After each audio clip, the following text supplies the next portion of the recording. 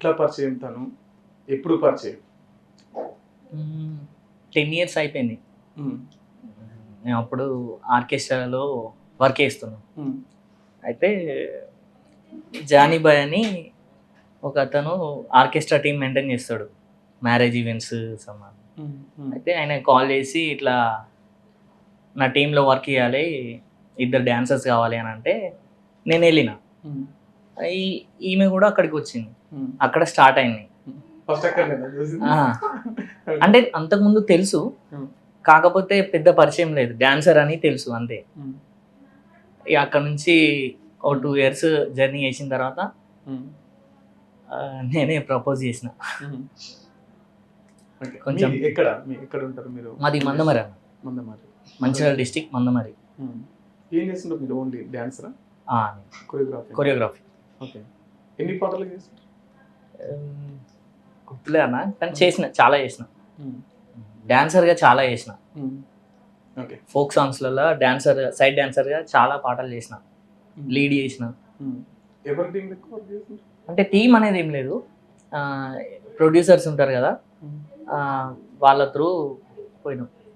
Okay madam, మీ పేరు తస్లీమా? అవును, తస్లీం సుల్తానా. తస్లీమా సుల్తానా అంటే ముస్లిమ్స్? మేము ముస్లిమ్స్. తనని చేసుకున్న తర్వాత ఇంకా నేను అందులో కన్వర్ట్ అయిపోయి. ఓకే. అంత ముందుగా ముస్లిం? ముస్లిం. పెళ్లి కాకముందు వరకు ముస్లిం నేను. పెళ్ళి అయిన తర్వాత ఇక తనలో నేను కన్వర్ట్ అవ్వాల్సిందే కాబట్టి అయ్యాను. ఓకే. అంటే ఇట్లా అవ్వడానికి ఇష్టపూర్తిగానే అవును, ఇష్టపూర్తిగానే. మీ అమ్మ నాన్న అందరూ ఆల్ యాక్సెప్టెడ్. సో వాళ్ళు కూడా మ్యారేజ్కి వచ్చారు. ఎట్లా ఏమని చెప్పి ఒప్పించారు?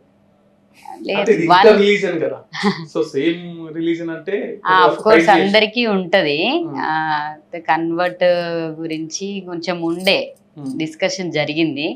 తర్వాత మా మామయ్య వాళ్ళని కూర్చోబెట్టి నేను చెప్పాను ఏంటంటే, బయట ఎవరికి చేసినా కూడా వాళ్ళతో హ్యాపీగా ఉంటామో లేదో తెలియదు, అన్నోన్ పర్సన్. నాకు 10 సంవత్సరాల నుంచి తెలుసు, మీరు కూడా చూసిర్రు, ఎట్లా చూసుకుంటాడో కూడా మీకు కూడా తెలుసు. సో నాకు పరిచయం ఉన్న వ్యక్తి, నేను హ్యాపీగా ఉంటా కదా, సో నా హ్యాపీనెస్ కోసం చూసి ఆలోచించండి అని చెప్పాను నేను. సో మీరు సంతోషంగా ఉంటే మాకేం కావాలి అని చెప్పి మా పేరెంట్స్ అన్నారు. సో గొడవ ఏం కాలేదు, ఇంకా వాళ్ళు మాకు పెళ్ళికి వచ్చిర్రు.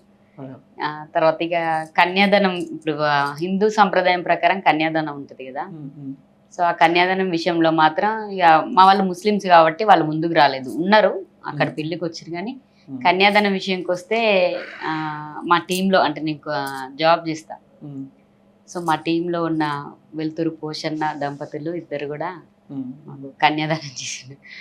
పోషన్నకు నిజంగా ధన్యవాదాలు. నేను మా ఇంట్లో ఒక్కనే, మా చెల్లికి 12 years బ్యాక్ పెళ్ళి చేసేసిన నేను. మా నాన్న ఎప్పుడో చిన్నప్పుడే చనిపోయింది, నా 8th classలో చనిపోయాడు. ఇక తర్వాత రోడ్ సైడ్ బజ్జీలు అమ్ముకుంటూ, ఇక మా అమ్మ ఒక్కతే, మా అమ్మ నేను స్కూల్లో చదివించుకుంటూ, నేను 10th వరకు చదివి స్టడీ ఆపేసిన. మా చెల్లిని నర్సింగ్ చేయించినాక ఒక సంబంధం వస్తే మా క్యాస్ట్ వాళ్ళే ఇల్లందుకు ఇచ్చిన. పెళ్ళి చేసిన తర్వాత ఈ గ్యాప్లో ఈ 10 years తర్వాత ఇప్పుడు చేసుకోవడం జరిగింది. అట్లా మా అమ్మ ఒప్పుకుంది, నీ ఇష్టం. మా చెల్లి కూడా కొంచెం టైం తీసుకుంది, కానీ ఒప్పుకున్నారు వాళ్ళందరూ. మా చెల్లి మా బావ దగ్గరుండి, మా అమ్మ నాన్న ప్లేస్లో ఉండి నాకు పెళ్లి చేసారు. యాక్చువల్లీ వాళ్ళంతా మా డాన్సర్స్, మా ఫ్యామిలీ వాళ్ళు కూడా ఉన్నారు. మా చెల్లి కూడా బాగా చేస్తారు డాన్స్. ఓకే.